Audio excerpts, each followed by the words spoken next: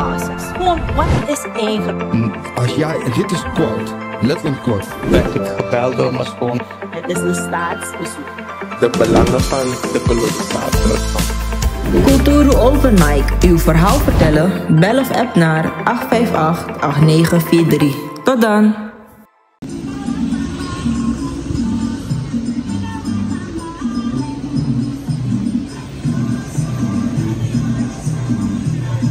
Kijkers van Kulturu TV, ik heet je van harte welkom.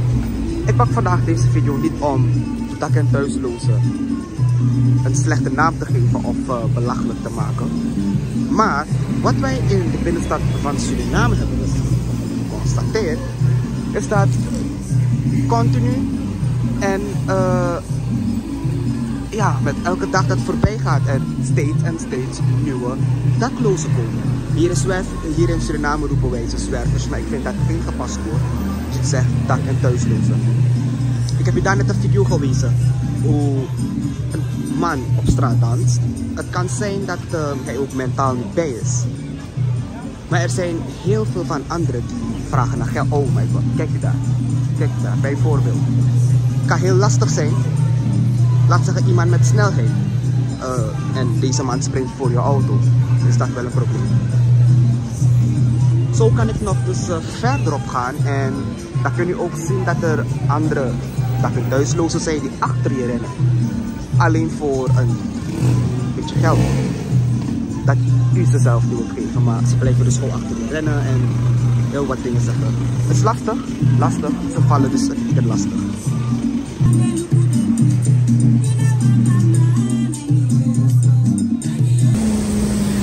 Kijkers niet ver van PCB Bank. Er is nog één hier. Ik zie dus ook tevens nog één daar.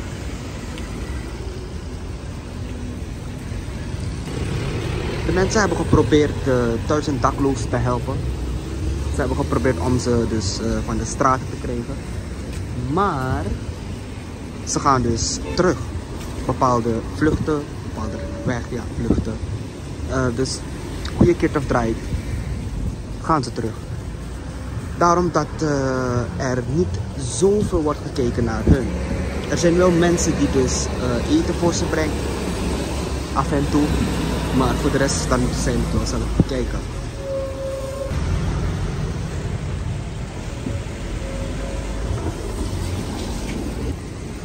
Er zijn ook dames die dakloos zijn. Het is erg om te zien daar bijvoorbeeld. Zij is heel jong. Als je naar haar kijkt, zie je dat ze een jonge dame is. Soms lopen ze naakt op straat. Ja, naakt in onze binnenstad. Het is niet mooi om te zien. Maar wordt er gekeken naar ze? Dat weten wij niet. Er wordt wel kleren aan de dak- en thuislozen gegeven. Maar ze dragen dus dat. Deze mevrouw is ook een bekende hier. Zij is ook al heel lang hier op straat. Soms zien we dus de mannen ook naakt rondlopen. Vrouwen ook. Het is niet mooi om zo mensen op straat te zien. Ook niet mooi voor toerisme. En hetgeen dat ook een probleem is dat 1000 daklozen overal op plassen. En dat geeft dus ook zo'n onaangename geur in de stad. Een hele vervelende geur. Waardoor je niet dus vrij kan ademen en kan lopen hier. In ons mooie Suriname.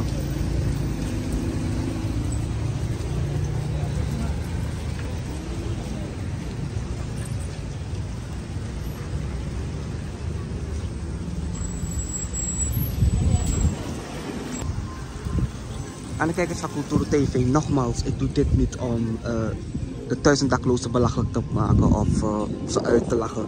Maar dit voor awareness dat zij ook mensen zijn en ze niet op straat behoren. Het kan zorgen voor vele problemen, zoals we daar natuurlijk zien. Ze kunnen aangereden worden. Er is gewoon heel veel die met zich mee kan brengen. Dus ik hoop dat de komende regering wel werk van kan maken. Tenminste om heel goed voor ze te zorgen. En om andere opties of mogelijkheden te creëren. Krishna Lakpat vandaag in de binnenstad. Ook daar is er ook een mevrouw. Zij is ook vaker hier bij de Platte Brug. Dit is het kijkers op elke hoek van de straat in Suriname. Een dak- en thuislozen. Niet zo fijn, maar dat wil zeggen dat wij ook iets mankeren. Zorgen moet je doen, niet maken. Zorg is persoonlijk. Onze jongste patiënten krijgen daarom bij de huisartsenspoedpost ook een persoonlijke behandeling.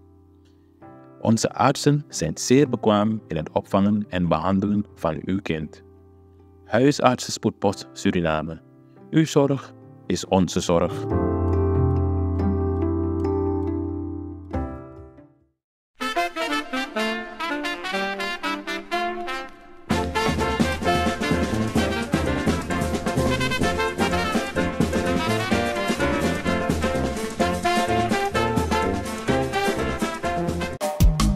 Vaderland, Suriname is mijn vaderland, yeah. Vaderland, Suriname is mijn vaderland. Suriname is een heilig land, maar we doen wat toe onheilig staan. Zo pijnig man, maar de man is veilig staan.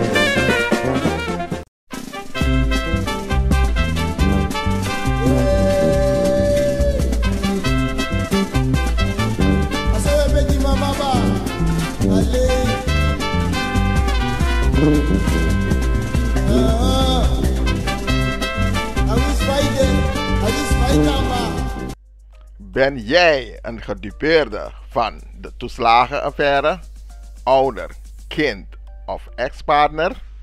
Ga dan naar stichtingherstel.nl.